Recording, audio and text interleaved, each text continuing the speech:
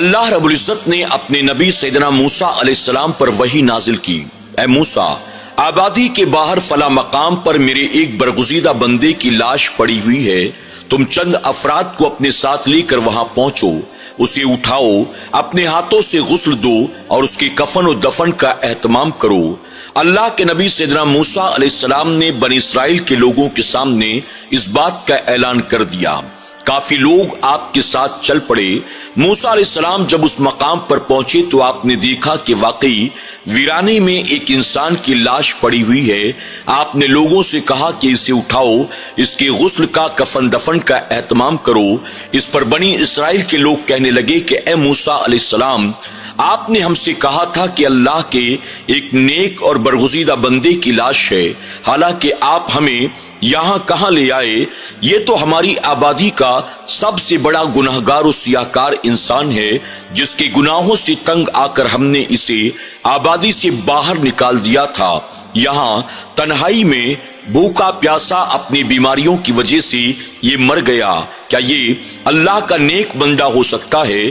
موسیٰ علیہ السلام نے جب یہ سنا آپ حیران رہ گئے۔ اللہ کی بارگاہ میں عرض کرتے ہیں کہ مولا، جس کے تعلق سے تو یہ فرماتا ہے کہ یہ تیرا محبوب بندہ ہے، آبادی والے کہتے ہیں کہ یہ آبادی کا سب سے بڑا گناہگار و سیاہکار ہے، مولا آخر اس کی حقیقت کیا ہے؟ ناظرین اکرام، آخر وہ بندہ کون تھا جس کو بنی اسرائیل کے لوگ گناہگار کہہ رہے تھے اور اللہ تبارک و تعالیٰ اسے اپنا محبوب بندہ کہہ رہا تھا؟ اس بندے نے ایسا کون سا گناہ کیا تھا کہ آبادی والوں نے اسے آبادی سے باہر نکال دیا؟ اور اس بندے نے ایسی کون سی نیکی کی تھی کہ اللہ تبارک و تعالیٰ نے اسے اپنا محبوب بنا لیا اور اپنے نبی موسیٰ علیہ السلام کو اس بات کا حکم دیا کہ موسیٰ، اس کی میت کو اٹھاؤ، اپنے ہاتھوں سے غسل دو، اس کے کفن دفن کا اہتمام کرو۔ یہ پورا واقعہ کیا ہے؟ آئیے سماعت کرتے ہیں۔ فرمایا گیا کہ اللہ کے نبی سیدنا موسیٰ علیہ السلام کے زمانے میں بنی اسرائیل کی ایک بستی تھی۔ اس بستی میں ایک بہت ہی بڑا گناہگار و سیاہکار انسان رہتا تھا۔ اللہ تبارک و تعالیٰ نے جن کاموں کا حکم دیا اس نے زندگی بھر کبھی وہ کام نہ کیے، اور اللہ تبارک و تعالیٰ نے جن چیزوں کو حرام و ناجائز قرار دیا وہ دن رات وہی حرام و ناجائز کام کرتا رہتا۔ پوری آبادی والے جانتے تھے کہ ہم سب میں سب سے بڑا گناہگار و سیاہکار یہی انسان ہے۔ لوگ اس کی اصلاح کرتے، لوگ اسے سمجھاتے، لوگ اسے گناہوں سے بچنے کے لیے کہتے، لیکن وہ گناہ کرتے کرتے کرتے کرتے گناہوں کا ایسا عادی ہو چکا تھا کہ وہ اپنے آپ کو کبھی بھی گناہ سے نہ بچا پاتا۔ آبادی والوں نے اسے دھمکیاں دی، 2-4 بار مارا پیٹا، لیکن پھر بھی وہ اپنے گناہوں اور برائیوں سے باز آنے کو تیار نہ ہوا۔ آخرکار تمام بنی اسرائیل کے لوگوں نے اس بات کا فیصلہ کیا، اگلی مرتبہ اگر یہ کوئی گناہ کا کام کرے گا ہم اسے ماریں گے بھی اور آبادی سے باہر بھی نکال دیں گے۔ آخرکار ہوا کچھ ایسا ہی۔ وہ کچھ دنوں تک تو اپنے آپ کو گناہوں اور برائیوں سے بچانے کی کوشش کرتا رہا، لیکن شیطان کے وسوسات میں مبتلا ہو کر، نفس کی شرارتوں میں مبتلا ہو کر ایک بار پھر سے گناہوں اور برائیوں کے راستے کی طرف وہ چل پڑا۔ اب چونکہ آبادی والے پہلے ہی فیصلہ کر چکے تھے، جب لوگوں کو پتا چلا کہ آج پھر اس نے گناہ کا کام انجام دیا ہے تو آبادی والوں نے مل کر اس کے ساتھ مار پیٹ کی، اور اس کے بعد اسے دھکے دے کر آبادی سے باہر نکال دیا گیا، یعنی اس بندے کو اس کے گناہوں کے سبب شہر بدر کر دیا گیا۔ اب وہ ویرانے میں اکیلا تھا، اس کے آس پاس نہ اس کے ماں باپ تھے، نہ بیوی بچے تھے، نہ دوست احباب تھے، نہ گھر بار تھا، وہ اکیلا تھا، نہ سر پر چھت تھی، نہ کھانے پینے کا کوئی سامان تھا۔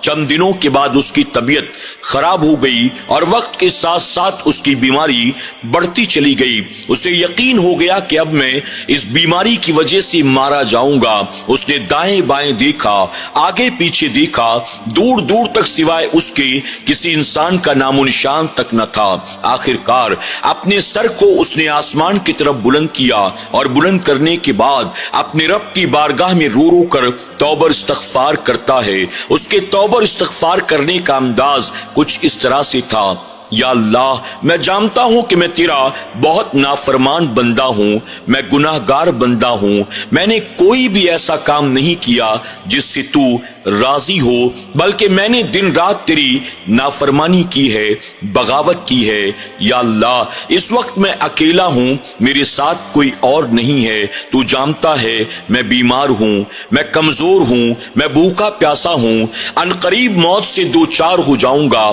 یا اللہ اگر اس وقت میرے دوست احباب میرے آس پاس ہوتے، میرا دل بہلاتے، اگر میرے ماں باپ میرے آس پاس ہوتے، میری حالت کو دیکھ کر کم سے کم وہ آنسو تو بہاتے، اگر میرے بیوی بچے میرے آس پاس ہوتے، میری تیمارداری کرتے، میری عیادت کرتے، میری خدمت کرتے۔ اے اللہ اپنے گناہوں کے سبب میں تمام لوگوں سے جدا کر دیا گیا، مجھے شہر بدر کر دیا گیا۔ اے اللہ اگر واقعی میرے گناہ معافی کے لائق نہیں ہے تو اپنے بندوں کو جو سب سے سخت عذاب دینے والا ہے وہ عذاب مجھ پر نازل کر دے، اس عذاب میں مجھے مبتلا کر دے۔ اے اللہ اگر مجھے سزا دے کر تیری شان بڑھ جائے گی تو مجھے سزا دے دے۔ اے اللہ میں نے تیرے نبی موسیٰ علیہ السلام سے یہ سن رکھا ہے تو بڑا رحیم ہے، کریم ہے، ستار ہے، غفار ہے۔ اے اللہ اگر تو مجھ جیسے گناہگار کو معاف فرما دے تو تیری شان میں کون سی کمی آ جائے گی۔ اے اللہ اگر مجھ گناہگار کو معاف کرنے سے تیری شان میں کمی آ جائے گی تو مجھے ہرگز معاف نہ کرنا، اور اگر مجھ گناہگار کو معاف کر دینے سے تیری عظمت و شان میں کوئی کمی آنے والی نہیں ہے، مولا مجھے معاف فرما دے۔ میں اپنی تمام غلطیوں کا اعتراف کرتا ہوں، میں تیری بارگاہ میں توبہ اور استغفار کرتا ہوں۔ اے اللہ مجھے معاف فرما دے۔ اس وقت میں اکیلا ہوں، ان قریب میری سانسیں تھم جائیں گی، دل کی دھڑکنیں رک جائیں گی۔ اے اللہ میں تیری بارگاہ میں سچے دل سے توبہ کرتا ہوں، مجھے معاف فرما دے۔ اللہ تبارک تعالیٰ اپنے نبی سیدنا موسیٰ علیہ السلام سے فرماتا ہے، اے موسیٰ جب وہ بندہ بے یار و مددگار تھا، بیمار تھا، اس کے پاس کوئی انسان بھی موجود نہیں تھا، ایسے میں وہ بندہ میری بارگاہ میں سچے دل سے توبہ کر رہا تھا، گریزاری کر رہا تھا، رو رہا تھا، استغفار کر رہا تھا۔ اے موسیٰ میرا بندہ تنہائی میں میری بارگاہ میں توبہ اور استغفار کرے، کیا میں اس کی توبہ کو قبول نہ کروں؟ کیا میں اس کے گناہوں کو معاف نہ کروں؟ اے موسیٰ یقیناً میرے بندے نے زندگی بھر میری نافرمانی کی، گناہ پر گناہ کرتا رہا، لیکن جب وہ بے یار و مددگار تھا، تنہا تھا، بیمار تھا، جب اس کا پرسان حال کوئی نہیں تھا، اس نے میری بارگاہ میں سچے دل سے توبہ کی ہے۔ اے موسیٰ مجھے میری عزت و جلال کی قسم ہے، میرے بندے نے صرف اپنے گناہوں کی معافی مانگی، اگر اس نے بنی اسرائیل کے تمام لوگوں کے لیے توبہ کی ہوتی اور تمام لوگوں کے لیے بخشش کی دعا کی ہوتی تو یہ نہ کہ صرف میں اپنے اس بندے کے گناہوں کو معاف کرتا، بلکہ اس کی سچی توبہ کی برکت سے بنی اسرائیل کے تمام گناہ گاروں کے گناہوں کو معاف فرما دیتا اور سب کو بخش کر جنت کا پروانہ عطا کر دیتا۔ اے موسیٰ میرے بندے نے اپنے گناہوں سے سچی توبہ کی، میں نے یہ نہ کہ صرف اس کے تمام تر گناہوں کو معاف فرما دیا بلکہ اس کو مقام محبوبیت بھی عطا کر دی، مقام ولایت بھی عطا کر دی۔ سبحان اللہ۔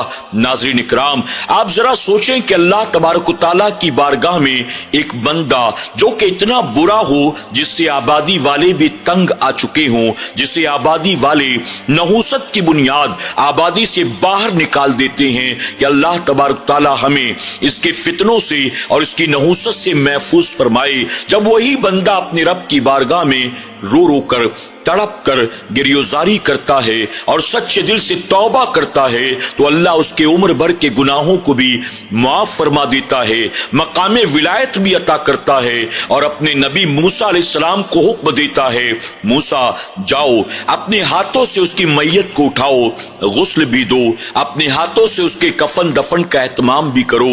سبحان اللہ۔ اسی لیے اللہ کے پیارے محبوب صلی اللہ علیہ وسلم فرماتے ہیں، ایک بندہ جب اپنے رب रब की बारगाह में सच्चे दिल से तौबा करता है, अल्लाह को अपने बंदे का तौबा करना बहुत पसंद है। बल्कि एक मकाम पर हुजूर अकरम सल्लल्लाहु अलैहि वसल्लम ने यहाँ तक फरमाया, जब बंदा अपने तमाम तर गुनाहों से रब की बारगाह में सच्चे दिल से तौबा करता है तो ये ना कि सिर्फ अल्लाह उसकी तौबा को कबूल फरमाता है, उसके गुनाहों को माफ फरमाता है, बल्कि मेरा करीम उसके गुनाहों को माफ करके तमाम गुनाहों को नेकियों में तब्दील फरमा देता है।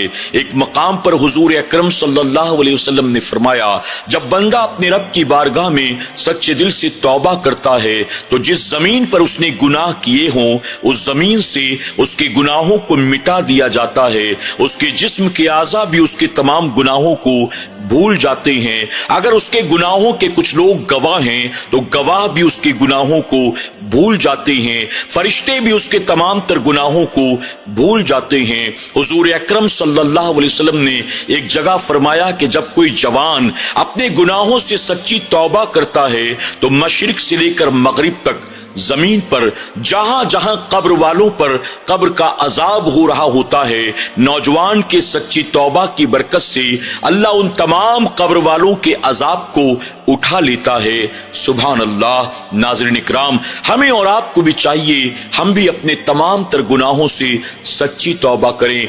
बनी इस्राइल का गुनाहगार रब की बारगाह में तौबा करे, अल्लाह उसके गुनाहों को माफ करके अपने नबी को भेजे कि उसके कफन दफन का एहतमाम करो। हम तो उस अल्लाह के प्यारे महबूब सल्लल्लाहु अलैहि वसल्लम के उम्मती हैं कि जिनके सदक़े में अल्लाह ने मूसा अलैहिस्सलाम को, ईसा अलैहिस्सलाम को नबूवत अता फरमाया है। यकीनन हम भी अपने गुनाहों से जब सच्ची तौबा करेंगे अल्लाह हमारे गुनाहों को माफ फरमा देगा, अल्लाह हमसे राजी हो जाएगा और हुजूर अकरम सल्लल्लाहु अलैहि वसल्लम भी हमसे खुश हो जाएंगे। अल्लाह तबारक तआला हमें और आपको अपने तमाम तर गुनाहों से सच्ची तौबा करने, अपने आप को गुनाहों से बचाने और हमारे दिलों में मेरा करीम गुनाहों के लिए नफरत पैदा फरमाए। आमीन या रब्बल आलमीन।